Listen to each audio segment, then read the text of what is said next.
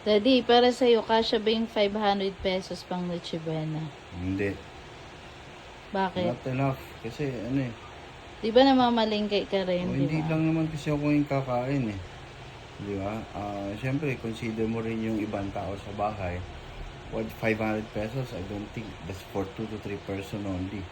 But Kung if you, kakasya daw, so kung not enough. pagkasyahin man yung 500, ano lang maluluto doon? Konti For lang me, maluluto siguro 1 kilong spaghetti, pero tipid.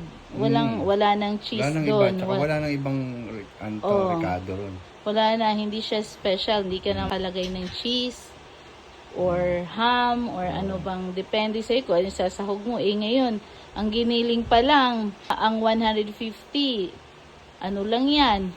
Kasi nasa 400 ba ang kilo or 350. So dun pa lang, kalahati na agad yung 500. Dun pa lang sa sahog. Para sa akin natin ako.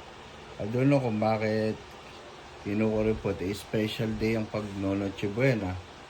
Bakit mo titipirin sa sarili mo?